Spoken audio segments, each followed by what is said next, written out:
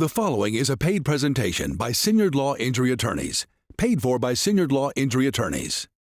The Siniard Law Show, answering your legal questions, featuring attorneys Tommy Siniard, Bart Siniard, and your host, Aaron Dacey. This is the Siniard Law Show. Hello and welcome to the Siniard Law Show, where we invite your legal questions and educate you on various areas of the law. You can call or email anytime. We'll tell you how. Siniard Law has again received recognition as a Tier 1 personal injury litigation firm by Best Lawyers in America. Siniard Law is a father-son personal injury firm right here in the Tennessee Valley, focused on giving back to the community through legal education like this show. And in fact, Tommy's son Bart was just elected the Huntsville-Madison County Bar Association president for next year. Congratulations to Bart. Tonight on the Siniard Law Show, we're discussing back to school time. Tommy Siniard and Barnes Hayward are here to talk about back to school traffic, bus stops, and pedestrians. I think we've all noticed the traffic has definitely increased in the last week or so. Absolutely. Sure has. If you have any questions on this topic or any other legal topic, you can email us at questions@siniardlaw.com or call us at 844-7000-LAW, and your question may be featured. Now to our legal tip of the week: back to school driving safety and protecting our families. You guys have lots of tips on this. Well, you know, the first thing, Aaron, is our children are our most precious cargo. And people that are accustomed to driving by schools lose their grip on speed limits in the summer. And now you have to adapt again because, you know, the risks are grave. You know, I get aggravated. We live on Montesano, come by Montesano Elementary School, and the speed limit drops to 20. And you're just creeping, but then you see a child dart out and you go, good Lord, I'm glad I was abiding by the rules. So even going 5 miles over the speed limit, you're risking the life of a little one, or, you know, there's more than elementary schools, of course. The interesting thing from a legal perspective is that speed limit in many places holds when school is not in. And there are police monitoring that. And sometimes it's only till 5 or 6 at night, and sometimes an hour before what you would expect school to start at. But you can't presume the speed limit is only for school hours. There is windows on both sides of the coming into school and leaving school that have to be abided by. And if you are speeding at those times, even though the school may have let out, and there's an accident caused that wouldn't otherwise be your fault, it's your fault because you were speeding. And we just have one of those cases, and it completely flipped the script on liability and made a huge difference in the outcome. That's really interesting. I mean, there is a lot of after-school activity, before-school activity, sports and things like that, so I guess that's why. Well, yeah, the Boys and Girls Clubs of North Alabama have a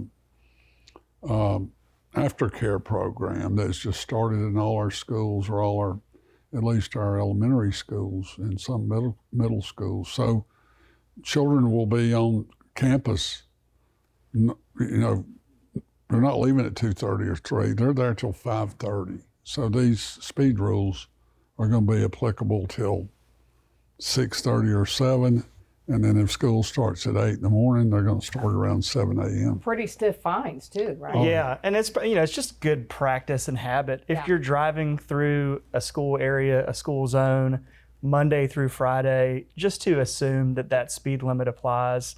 And you know, Tommy said it, our children are precious, but they're also children. They don't appreciate risk, and they will dart out in front of traffic. I mean, I've had it happen with my own kids. My daughter did that on a bike not very long ago, and on a busy road, and I just, you know, my heart, for a moment, until she came back. So certainly exercise more caution, and you can always please err on the side of caution, and you know, wherever you're going, you're going to get there, and you're not going to lose much time by slowing down a little bit in the school zone. Well, how about we get to our viewer questions? And we have a first question tonight. It's an email from Katie in Madison. She says, my 16-year-old daughter got her driver's license a few months ago and is excited to start driving herself to school this year. Naturally, she wants to give her friends rides to and from school, and she's a responsible driver. However, as a parent, I am concerned about what could happen if she's involved in an accident while other teenagers are in the vehicle, even if the accident is not her fault. Could our family still face liability if her passengers are injured? And what types and amounts of insurance coverage should we carry to protect ourselves? And should I discourage her from giving rides to friends until she has more driving experience? Great question. Yeah. Yeah. No, I totally agree. It's a great question. The first thing off the bat that this question reminded me of, because I had a conversation with another attorney about this not very long ago, but when his daughter turned 16, they bought her a car and she's driving, and she was involved in a wreck, and there became a question about whether or not she was covered and whether or not they had actually updated the policy to include her. And so the first thing that you need to do when your kids begin driving is you need to go speak with your insurance company and make sure that the policy is updated, that they've been added for all of the vehicles that you own, so that you don't run into that scenario where there may or may not be coverage. So that's the first thing.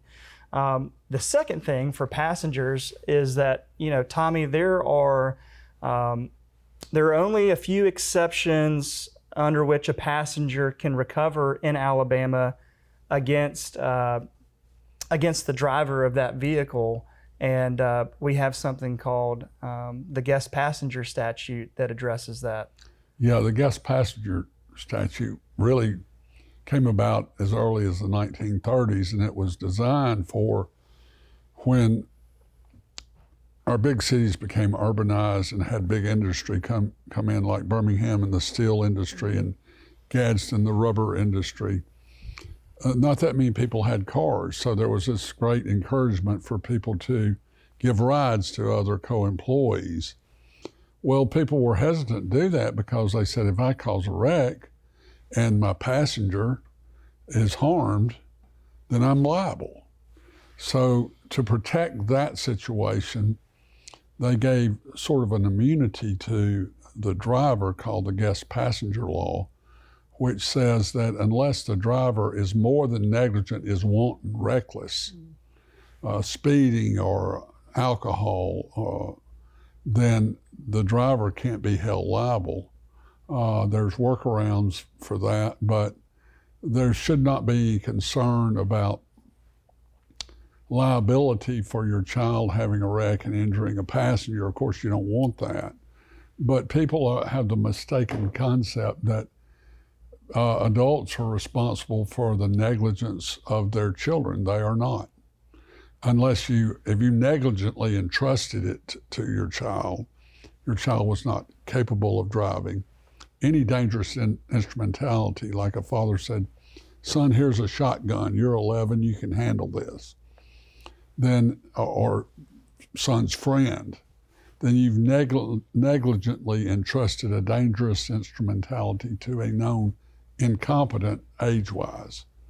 So there shouldn't be a lot of concern about parental liability for a child driving between the Guest Passenger Act and the fact that you don't hold any liability for your children's negligent acts.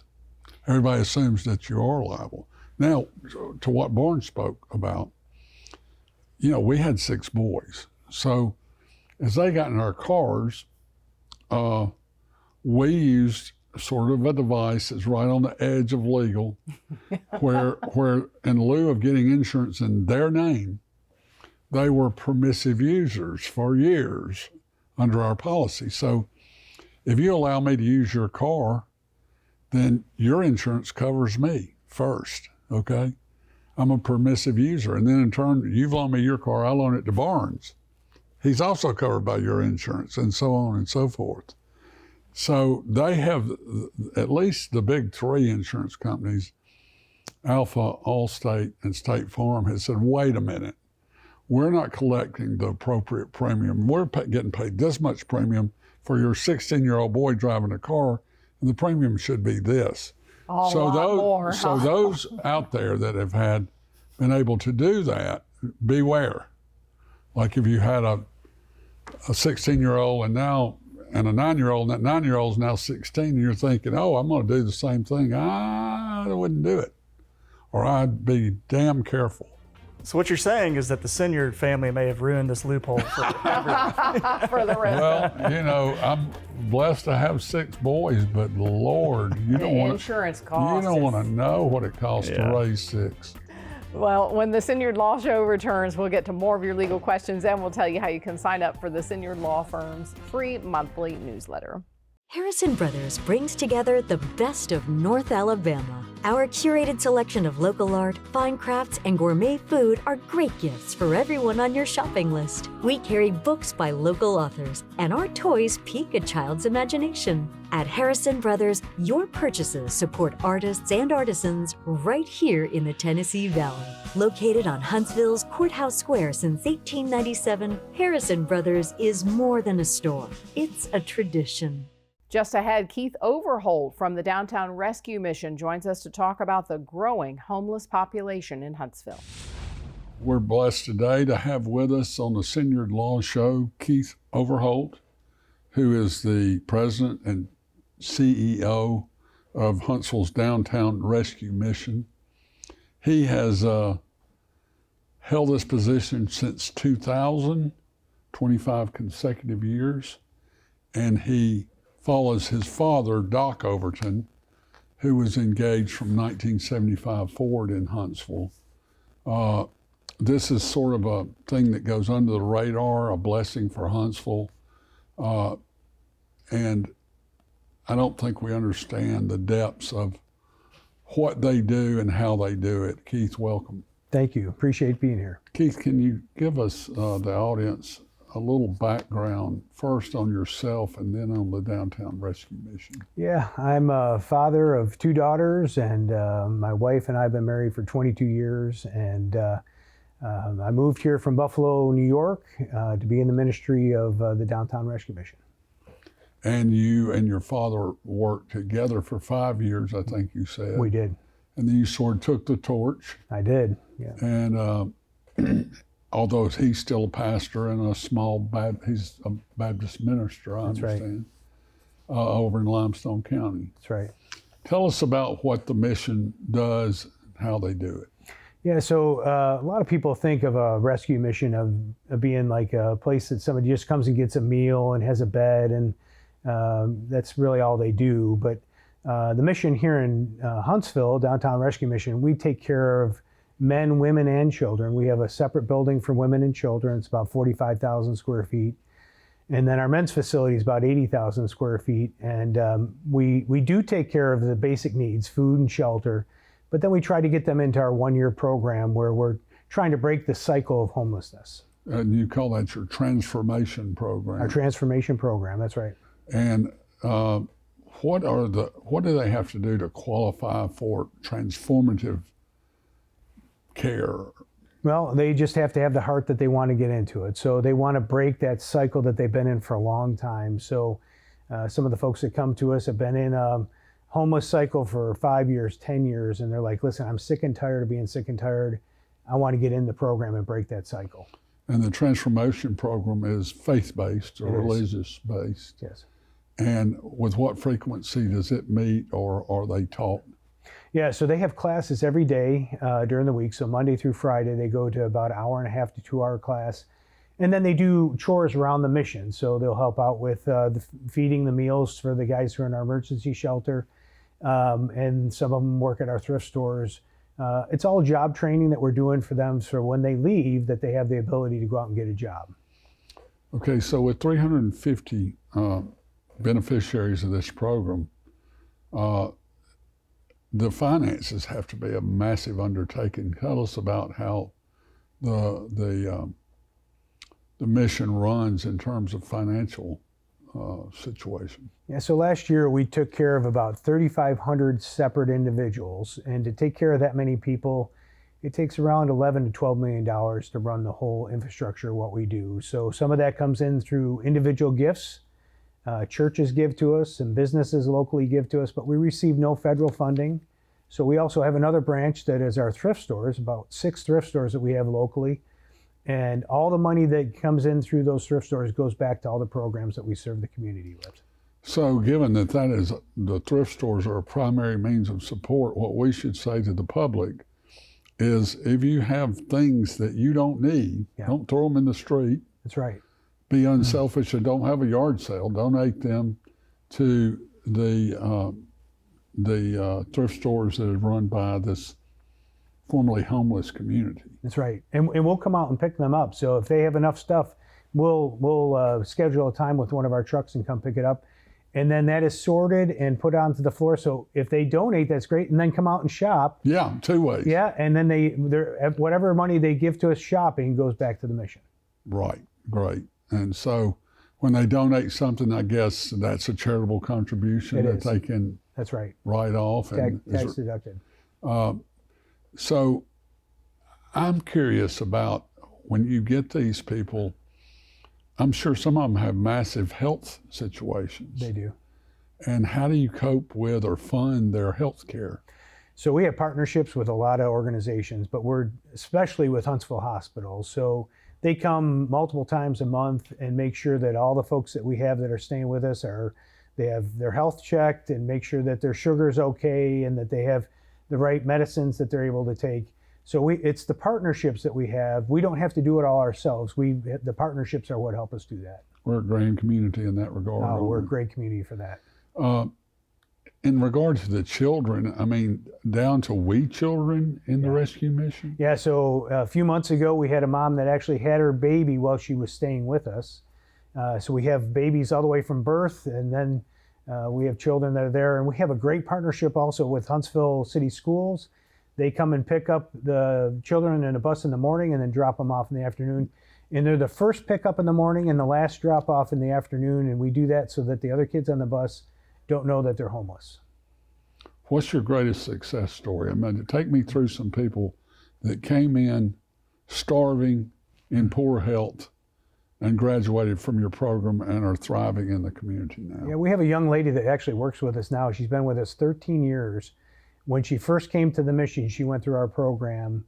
She was on drugs and addicted and had been in that situation. She didn't even realize she was homeless, but she was living in her car. And so when she finished our program, she started working at our thrift stores. Now she's one of our district managers, making a fairly good salary every year. Great success. Our whole point about having them do what we do is we provide the food and shelter, but it's to get them in the door so that they can hear the gospel of Jesus Christ. And it's not just a charity, it's a mission, a Christian mission, Christian-based mission. That's right. What are the difficulties that the general public would not expect that you go through other than trying to raise $1 million a month? Yeah, I would say, it's more the perception that people have of homeless people is the hardest thing for us. So I see the homeless folks as my brother or sister or a God-created person, right? And a lot of times people look down on that population, and that's one of the things I'm really trying to educate people on. Listen, it could be for the grace of God that's me there. I never turn down somebody like sitting outside a convenience store because that's exactly what I think. But for the grace of God, it could be me. That's right. Is your family involved with the mission? Yeah, my wife is a case manager. She has a master's degree in case management, so she helps me with the women and children. And so that's been a partnership that I've enjoyed having her there, or somebody that I know.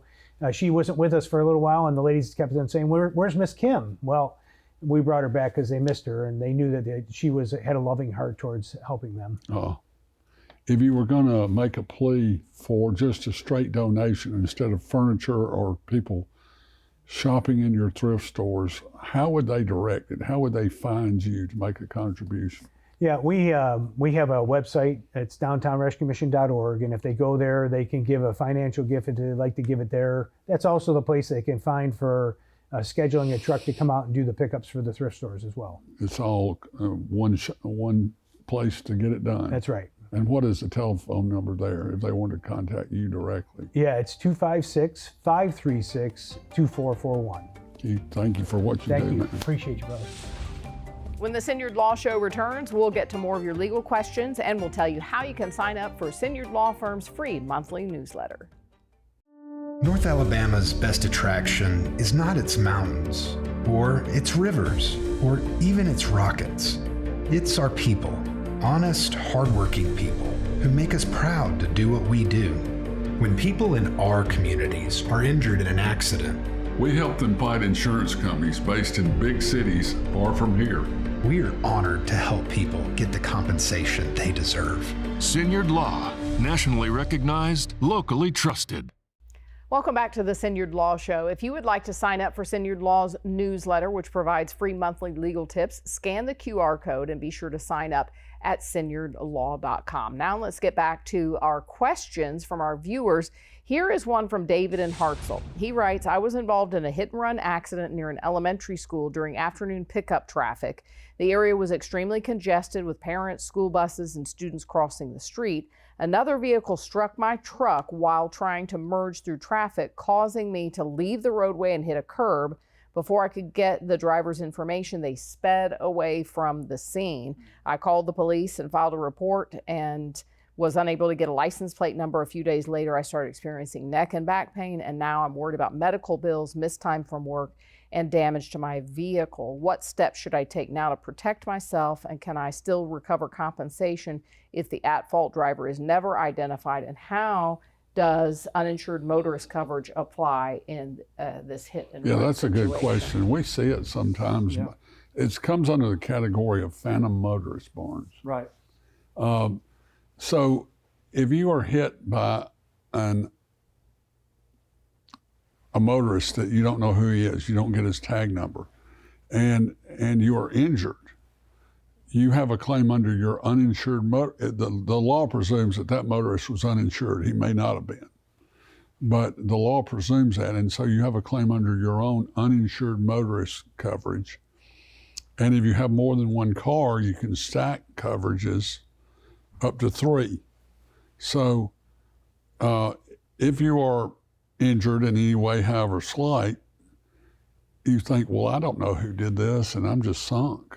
Well, you're not. You have a claim under your UM, uninsured motorist coverage. Yeah. And we see it more than you would think. We see it a lot. And, you know, the purpose of uninsured motorist coverage, and in this example, is to step into the shoes basically of the liability carrier or the would-be liability carrier, and to provide for all of the same damages that this phantom motorist, this guy that hit you and ran, would otherwise be responsible for. So David, the injuries that you're now starting to suffer from and the medical treatment, the property damage, all of that should be covered by your own carrier, assuming that you actually have uninsured motorist coverage. And that's a problem that we see a lot as well. We kind of talked about it earlier in the show, but when you're checking on coverages, man, you got to make sure that you've got uninsured, underinsured motorist coverage, because these hit and run cases happen, and for a variety of reasons. It could have been an unlicensed, maybe even an undocumented driver, someone under the influence of drugs or alcohol who has a good reason not to want to get caught. They flee the scene, and if you can't track them down, your only recourse is going to be this coverage. One thing that was touched on earlier, Aaron, was how much coverage to get. Well, if you say, I want insurance, well, they will sell you what we call the minimum limits. And so that is $25,000 per person and $50,000 per occurrence. So let's suppose you have a nice job and equity in your house, a bank account, and you say, oh, I have insurance. Well, what you've got maybe is the minimum limits, $25,000. Well, if you hurt somebody in a car wreck, you're liable for whatever the damages are, not just what your insurance coverage is for. So as your means increase, so should your liability insurance and also your uninsured motorist coverage, because 22% of people out there don't have any coverage and 60% have that little bit of coverage. So, you know, just like you go for an annual physical to the doctor, you need to look at your insurance coverages. And, you know, my dad, who did not go to college, used to say, look, It's hard enough to get money in the back door. If you do, you better lock in the front door. If you do, you better lock the back door, because that money could come out of your own pocket. All right, very good.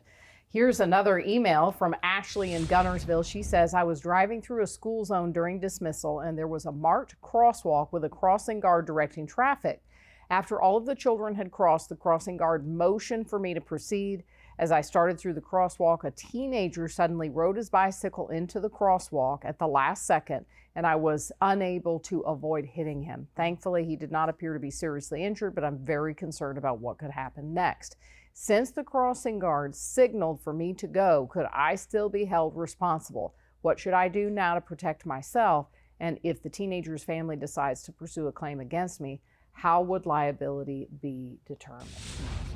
That is a fascinating question. I'm glad, first of all, because I kind of held my breath for a second when she talked about the teenager that was coming across the crosswalk, and I'm glad that it sounds like they're okay. I get so nervous every time I go through one of those intersections, and I get nervous for the crossing guards. We've represented several crossing guards over the years. They're a godsend. But, Tommy, I think that there's an argument, even if the crossing guard is waving you through an intersection, to still exercise reasonable care. And I think there could be a persuasive argument that the driver in this instance, even if the guard's waving them through, if they could have seen the teenager coming across on the bike, could share some responsibility for what happened. What do you think? I think you're right. I think you just have to creep through those situations, because those guards, there's a lot of things going on environmentally, and those people, bless their heart, they're out there 2 hours and make $65, and it's just very hard to navigate the cars with the humans. So I think a good lawyering could overcome, the guard waved you through, but the better rule of thumb is just to creep through those intersections. Thank goodness the kid wasn't hurt. Yeah. We appreciate you, Tommy Siniard and Barnes Hayward from Siniard Law Firm, for all of this information on back-to-school safety. We look forward to hearing from you, our viewers, with your questions about any legal topic. Email us questions@siniardlaw.com or call our voicemail line 844-7000-LAW. Join us next Sunday night after the late news. Good night.